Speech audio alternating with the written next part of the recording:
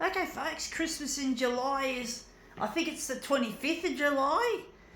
It's now less than 3 weeks away, and we've got something interesting to demo with, which would go nicely with this theme. Christmas in July. I'd like to be with my partner Luigi, and I'd like to share a Christmas in July with him. I'd like to go to maybe Perisher or one of those places where it snows in winter here in Australia. And I really want to go and marry Luigi, and we can go together and have Christmas in July, experience the Northern Hemisphere Christmas here in Sydney. Not in Sydney, in somewhere up there in the snow, assuming climate change hasn't ripped off our ski season totally. I do fucking feel that there's not much time left. Temperatures have risen drastically over the decades, or even less than decades.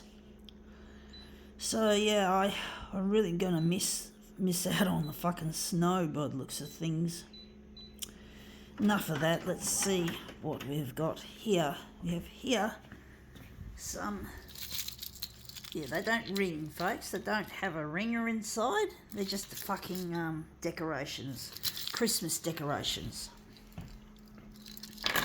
So I'm just going to throw them on the glass like so.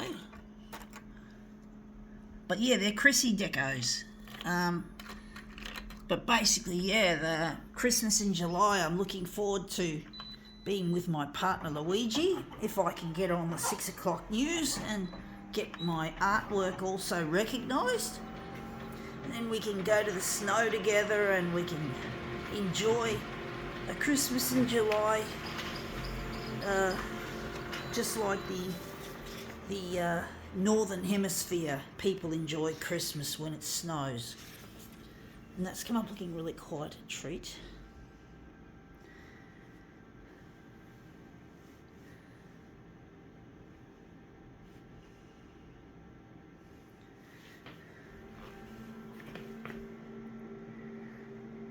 But I am missing my partner Luigi. I don't know where he is. I'm trying to get on Channel 9 to get my work out there and to find where Luigi's gotten to, because I really miss him. It really hurts to be away from someone you love for as long as you have been, as long as I have been. It's really difficult trying to...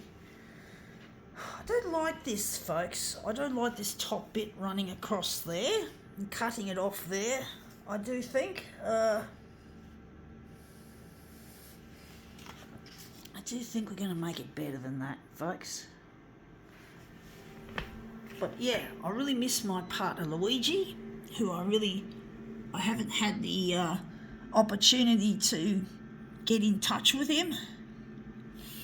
It really is very lonely being without my friend, and it's very cold at night and there's no one to snuggle up to. I don't have air conditioning in this cold weather, and I've got these windows that won't shut.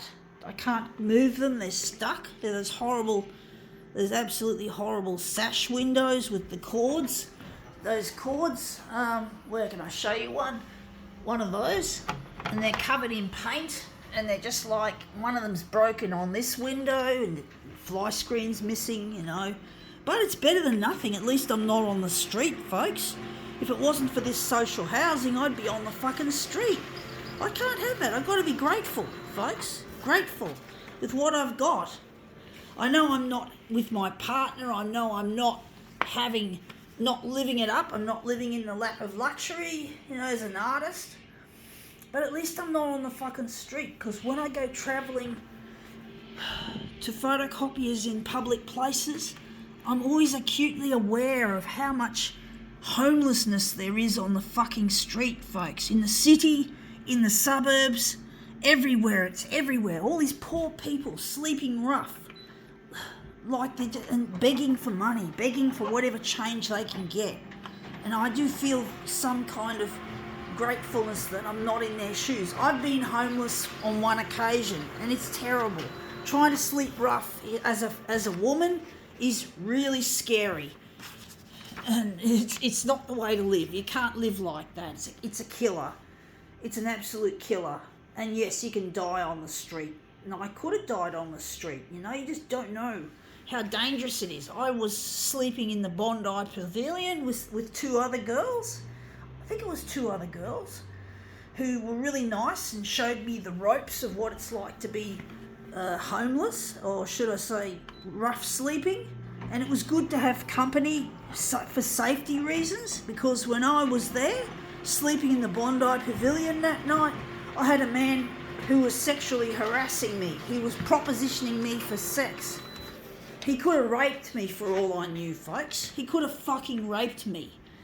Yeah, I wasn't accepted by my parents into their homes, so I was basically outcasted, and I had to try to sleep in places wherever I could.